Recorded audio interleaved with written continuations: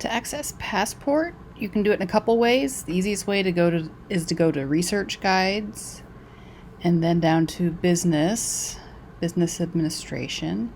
And then there's a link to consumer and statistical information. I should probably just call that marketing stuff. But there's a link to Passport here. It's a really big database, and we only have a few pieces of it. But we do have the beauty the beauty component. So we're lucky there.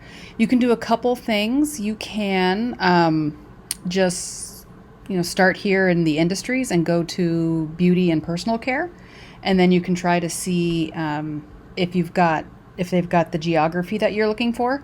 I saw the sample you gave me was Myanmar, and so I went down and I looked at country reports, and they didn't have Myanmar. But they did have skincare, so you could go to skincare, but they didn't have Myanmar from the drop down. So if you have a different country that you're working with, give this a try. The other thing you can do is type in the search box for Myanmar and see what comes up. And strangely enough, when you do that, you can see there is a market size thing report for skincare. So that was kind of funny. It didn't come up on one, but it came up in the other. So if we click on that, it will open up just a raw data sheet. Oops, let me click on it. Come on. Oh, it's just slow to load. It is a really big database, so it can be slow. And it just gives numbers. So again, it's not an analysis really. It's more just the raw numbers that then people use to make their analysis. What's not really clear here, so it's got some data back here. You might be able to go back further if you need further, and sometimes it does have projections. So you can change the dates there.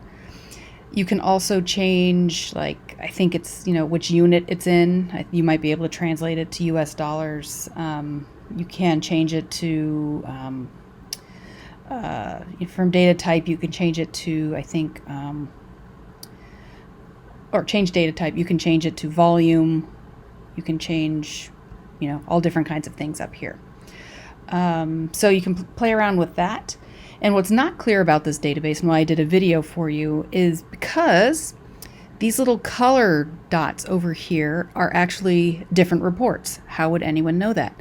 So if you hover over it, you'll see if you click on the brown, it'll give you company shares. So you can see which companies are involved. And there it goes. So you can see the big companies that are involved. You can also click on the blue, which gives, I think, brand share. Yeah, brand share, and green is distribution. So you can see where things are distributed. So again, this is just mostly a raw data source. You can see, where do people buy their skincare products in Myanmar. Mostly store-based retail. They don't do a lot of mail order, which doesn't surprise me with the shipping issues they have. So you can play around with that, and yeah, it's a really powerful database, but it's a little complicated to use, not terribly intuitive. If it's got the data from the country, it will be there because again, we do have the beauty and health section of Passport because that is so common. A research with students. I did a search just by typing it in, and this came up as a quick hits. So you can see country reports, you can see other kinds of things, company shares, which I think we looked at. And that was just what popped up. If you actually hit go on the search, it will show you everything they have about Myanmar. So those were just the quick hits. Kind of a weird database. It just came up this week whether we want to keep it or not. It doesn't get a lot of use, probably because it's, not terribly intuitive and it intimidates students, but it is really, really powerful.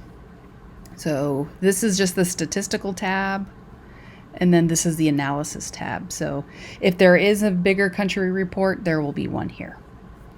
So, okay, so that's Passport, and that's one option you may have.